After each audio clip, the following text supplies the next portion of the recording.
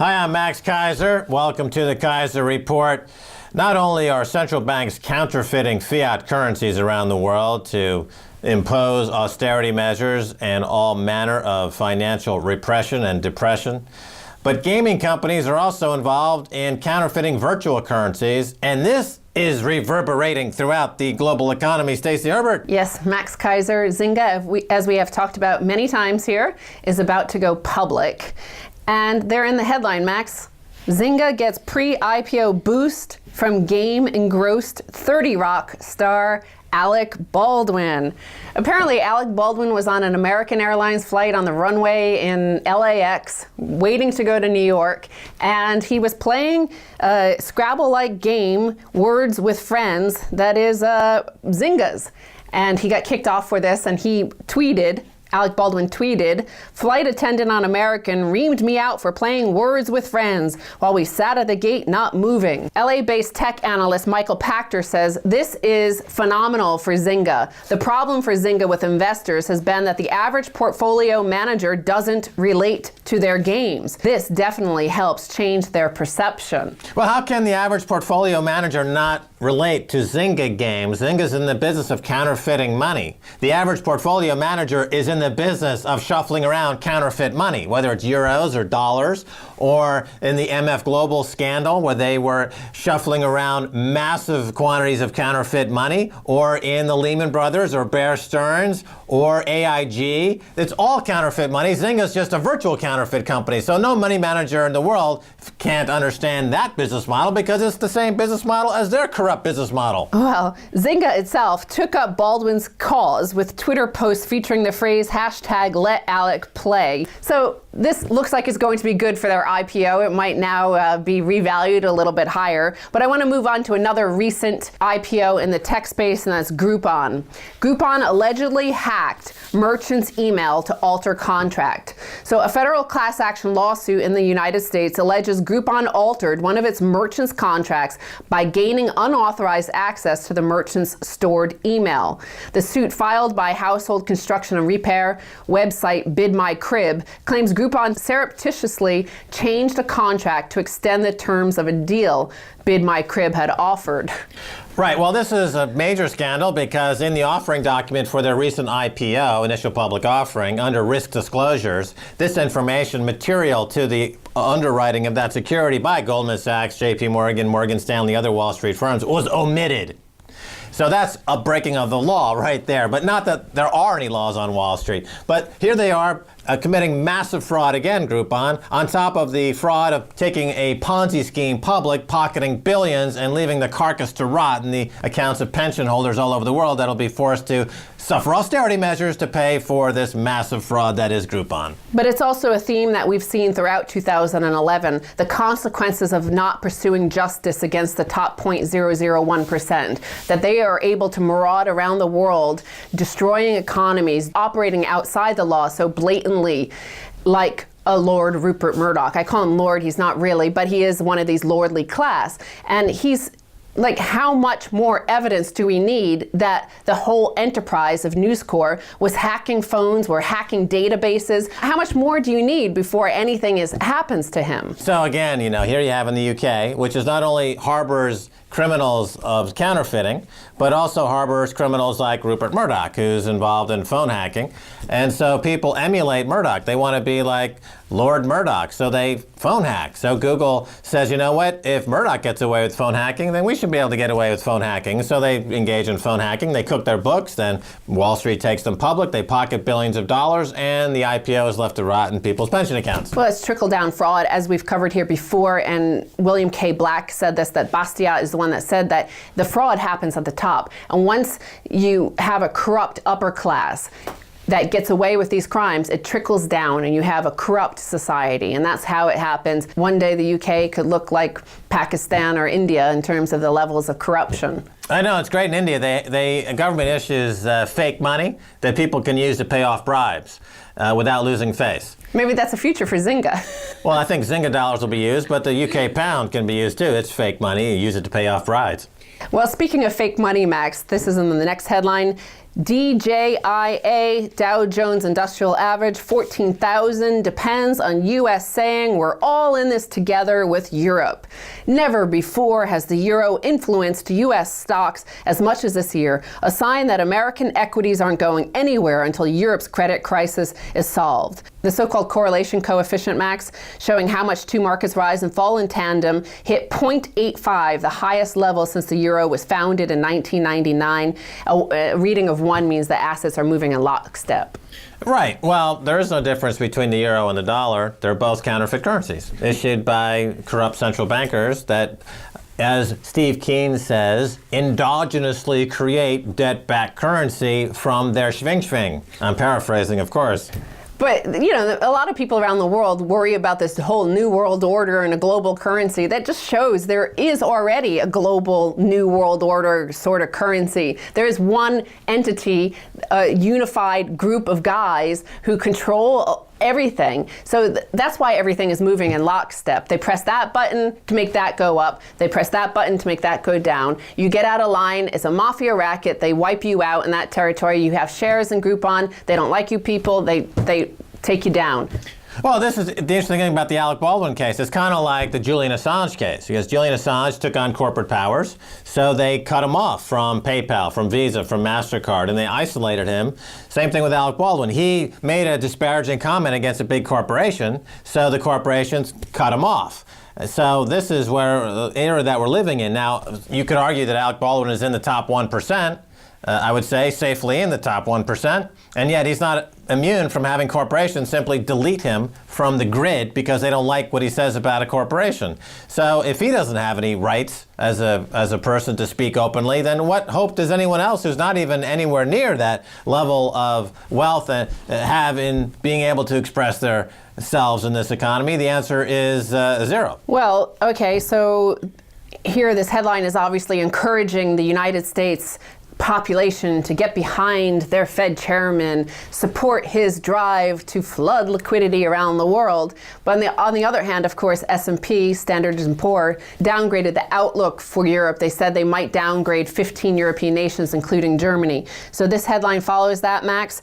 German politician, Euro downgrade is an American plot. Standard & Poor's warned it may downgrade 15 Eurozone countries, including Germany. Rainer Bruderl of the Free Democratic Party said, quote, "I am no fan of conspiracy theories, but sometimes it is hard to avoid the impression that some American rating agencies and fund managers are working against the Eurozone." Well, it's a war. It's a currency war. It's a financial war. The S&P is backing the U.S. in this war. And Germany is clearly shooting back. And there's basically what it amounts to tell you the truth, when you look at this objectively, the war ended, actually, when the financial crisis started in 2007. The thing that is trying to be figured out now is who's going to pay reparations. Who is really the loser in this war? There's about $100 trillion of debt that needs to be paid. And the question is it going to be Germany and the Eurozone that's going to pay reparations, or America that's going to pay reparations? We're not clear who's going to pay reparations yet. Both will try to avoid paying reparations by debasing their own currency, by flooding the market with more counterfeit securities and more counterfeit currency. And this is what we're into right now. Well, my impression is that it's not a factor of, oh, the S&P is supporting the U.S. There are no nations. They really don't exist, because there might be some people who live in a geographical area, but it's a group of guys. It could be one bank. It could be J.P. Morgan. It could be a hedge fund or a group of hedge funds. Whoever's paying the most to S&P that day gets what they want. And maybe this hedge fund or this bank that they're working for today has a big short position, or they stand to gain in that case. And also, we're in this currency war that, much like the beginning of World War I, people just didn't understand the nature of the new game that we were in. And they're famously, we're right around Christmas time. What happened in that first Christmas of World War I is the Germans and the Brits put down their arms and started playing football with each other because they didn't take it seriously. It was some other guys who wanted a war, not the people on the ground. But sure enough, the hatred for each other did work. after a few years of this, and the wars continue, the hot wars continued for decades after. Because the economies kept contracting, because there's no growth, because war became the profiteering model for those who are interested in conducting more war, and they cut off systematically everything that was generating genuine economic growth. And the other thing about this in the global economy is that the emerging economies in Asia, for example, or in South America and Brazil, they're being affected by this currency war, with their currencies being debased with this hot money that's flooding around the system. So that's hurting their ability to graduate the global economy into a growth phase as well. So they're snuffing out the only area of growth that could possibly save this situation from not degrading into this huge deflationary nightmare. Well, we are in a currency war. It is a war. So, I'm going to read a headline. Be careful. It could just be propaganda from this bank. UBS's advice on what to buy in case of Eurozone breakup: precious metals, tin goods, and small caliber weapons. So this is from UBS, who's like, they're one of the shriekers wanting the Fed to come bail out everything. So they said, quote, "I suppose there might be some assets worthy of consideration should the Eurozone fall apart. Precious metals, for example, but other metals would make wise investments too, among them tinned goods and small caliber weapons." And they go on to warn that basically we could have another World War II sort of situation. I think this is an amazing headline because UBS is a major bank, and they're basically taking the same position as Alex Jones takes in his broadcasts in the United States. And he's considered by mainstream media to be fringe with his views. However, UBS, one of the biggest banks in the world, is echoing exactly that message, that gold, guns, and tinned food is a legitimate way to prepare yourself for this collapse during this major financial global war we're having. And then finally, Max, Mark Faber, Dr. Doom, he was on Bloomberg this week, and he was asked about this whole Eurozone crisis and what he's doing, and basically, it's going to fall apart, he believes. Then the presenter asked him, "Do you own dollars then instead of euros?" And look at his response. Well, I have a very special stock tip for you. The symbol is GOLD, gold. That is what I prefer to hold. Well, I'm glad he finally has jumped on my bandwagon. Since 2003, I've been 90% gold and silver. That's what we've been telling people to do. It's worked out this past decade. It'll work the same the next decade. Stacy Herbert, thanks for being on the Keiser Report. Thank you very much, Max. Don't go away. Much more coming your way, so stay right there. Hi, I'm Max Keiser. Welcome back to the Keiser Report. Time now to go to London and talk with Detlef Schlichter, author of a new book, Paper Money Collapse: The Folly of Elastic Money and the Coming Monetary Breakdown. Detlef is an Austrian school economist who worked in finance for 20 years, including stints at Merrill Lynch and JP Morgan. Welcome to the Keiser Report, Detlef. Thanks so much. It's a pleasure to be on your show. All right, Detlef Schlichter, what is the folly of elastic money? Why must paper money always lead to financial disintegration? Well, the folly of elastic money is that I think today there is a widespread belief that we can buy ongoing economic growth and ultimately prosperity by constantly expanding the supply of money. In our monetary system, where money is fiat money, it can be created by the central banks and by the private banking sector, essentially at almost no cost and therefore without limit. And our system is designed to constantly expand that supply of money. But that must lead to economic dislocations because it will constantly artificially lower interest rates, encourage extra investment and capital accumulation, a building out of the capital stock that is ultimately not funded by savings but just by printed money. And economists for a long time have shown that this must lead to imbalances in the economy. It leads to excess levels of debt. It leads to investment projects, as I said, that are not backed by saving. And ultimately, the economic boom that you buy yourself by this money creation must lead to dislocations that ultimately lead to a correction. So any growth that you buy by injecting money into the economy, you pay for later with an economic contraction. Now, the central bank in the United States, the Federal Reserve Bank, when it was created in 1913, this was created as a way to ameliorate the boom and bust cycle creating a lender of last resort, but it's failed in its mission. How come? Well, it's important to note that the Federal Reserve was started in 1913 under still what was officially a gold standard. Now, please remember, in a gold standard, the elasticity of the money supply should be very limited. Gold cannot be created by anybody, and in a gold standard, money is essentially gold. But remember also that banks, the private banks, have always managed to issue sort of money substitutes. Bank deposits, bank notes, and because the banks issued them and claimed that the holders of these bank notes and bank deposits could redeem them for gold, instantly, because of that policy, the public accepted these money substitutes, if you like, in place of gold, used them as media of exchange in the economy, and by doing this, the banks actually allowed the money supply to expand. And this caused exactly the problems that I just explained. But of course, the banks enjoyed the privilege of printing these money substitutes, and the politicians also liked it.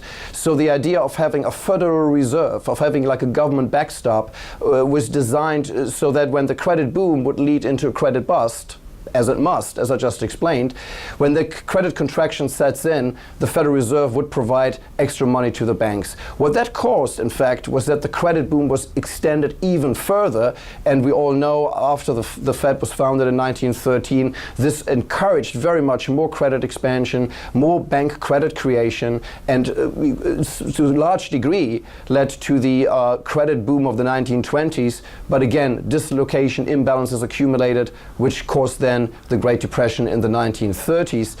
Now, obviously, the ability of the Fed to again encourage the banks to further extend credit creation and avoid the correction was limited because the Federal Reserve was tied still to gold. So in 1933, the gold standard was abandoned, and now we have, in the meantime, moved to a system in which the Federal Reserve can create bank reserves, which used to be gold. Now they're just simply money that the Fed can create at will and literally out of thin air. So over time, we have made our monetary system ever more elastic, if you like. We have designed it in such a way that it can create ever more money in an attempt to extend these credit booms ever further. All right, so in the Austrian school, the Depression in the United States and around the world in the 1930s was caused primarily by the credit expansion in the 1920s. This goes against the prevailing theory of people like Ben Bernanke or Paul Krugman at the New York Times, who believe that the Depression was not caused by a credit boom in the 1920s, but caused by policies that came in after the crash. So your thoughts? I would say the following. If you look at such a crisis and such a recession, it is very clear that at the starting point of such a recession or depression, the economy must have accumulated massive misallocations or imbalances. And the question for us economists is, how can an economy get itself into such a position that it has these massive dislocations, that obviously for an extended period of time, so many people made wrong decisions and allocated capital incorrectly, overextended bank balance sheets. How could all of this happen? And I think one of the criticism I have of the interpretations of Bernanke and other mainstream economists is that they always focus on this thing of lack of aggregate demand. They're focused on a symptom of the crisis, but they cannot really explain how this imbalance came about. And I would argue that the Austrian school is here very superior, and I think by using the credit expansion, the artificially low interest rates, and the artificial boom that is generated by bank credit expansion is a very powerful explanation of how economies get into these situations where then ultimately a recession is unavoidable. Right, and right now, of course, it's becoming more of a question, going back to this question, because as the economy continues to suffer, there's a talk now of going back to a gold standard, and the people like Krugman or Bernanke, you think that the gold standard caused the Depression, totally disregarding the incredible bubble of credit of the 1920s, whereas other folks are pointing to gold and saying, look, it's the only real system that we've had that's been consistently workable over the years, so it's becoming more of a factor. But let's look at Europe for a second, because you've got the Tim Geithner and his school of ever-expanding debt and to promote quote-unquote aggregate demand, trying to push Merkel and the Bundesbank around and the ECB to expand money supply to mimic the problems of America. Germany doesn't want to do that. And then you've got, of course, David Cameron in the UK, who's defending the turf of the corruption in the City of London. You know, AIG, Lehman Brothers, MF Global all went through David Cameron's City of London. This is the global headquarters of fraud. So he's trying to protect his turf. How do you see this Europe situation going forward? Because it's really a clash between these two schools of thinking, isn't it? I mean, before I say more about Europe, I mean, as you said before, there is this debate now about a gold standard, and has the gold standard caused the Great Depression? I mean, it's very clear in my view that the gold standard has not created the Great Depression. What has been the case is, even under gold standard conditions, bankers and politicians, and the two of them work together here as they do today, want to have ongoing credit expansion. It's very profitable for the banks. Obviously, politicians want it for obvious reasons as well. You can run much larger budget deficits. You know, the state, for the last 30 years that we have a complete fiat money system around the world, states around the world could accumulate huge amounts of debt and fund a lot of their spending, not via taxation, but by constantly borrowing money. So states and banks hugely benefit from the system of fully elastic fiat money, but it is very clear from the Austrian analysis that you reach some kind of endpoint here, that you cannot push the system out ever more. At some stage, you have excess levels of debt, you have overextended and weak banks, you have completely distorted asset markets, and at some stage, the system is craving a correction, you know, a deleveraging, even defaults, and sort of some sort of liquidation of these accumulated imbalances. So how does it play out in Europe? I think the only alternatives you have is you stop printing money and allow the market to liquidate what the market ultimately perceives to be, unsustainable. The extent that we have accumulated debt is completely out of line with underlying private savings, true savings, and also with the underlying real income streams. So you allow the market to correct, like we've seen in the case of Greece, which I argue is painful. It is very painful. But the alternative would be you print ever more money, ever more aggressively, which then destroys the entire currency system.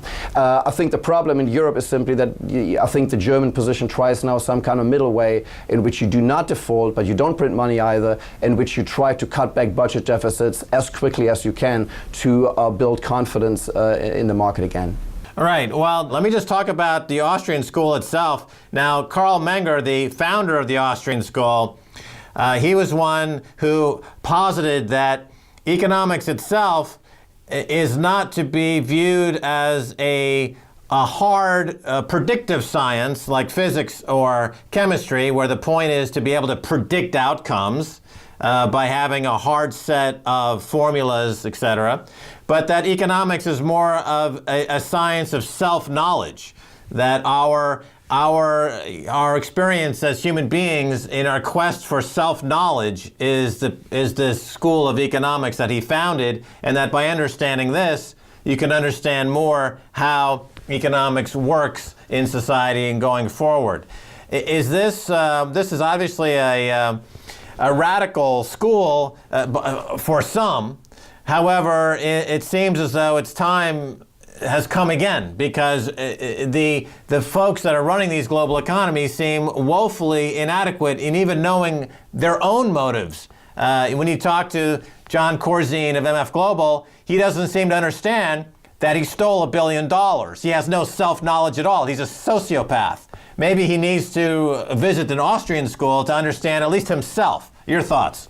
I think I like your description very much. I do think, yes, I think the Austrian school starts with the individual, human actor. The Austrian school is very clear that economics is not like natural sciences. Absolutely correct. And I do think a lot of the problems that we face now in the world, and that I think even modern mainstream economics is in fact in crisis, because it's very clear, so the strands of mainstream economics that have developed over the last 50, 70, 80 years and that dominate academia and that provide the theories and knowledge for all the central bankers and the financial bureaucrats around the world. One of the problems is that these theories try to mimic the natural sciences. They treated economics as something like natural phenomena. And how do you deal with natural phenomena? Well, you have to observe them via statistics. You take data points, historical data points, and then you try to find patterns.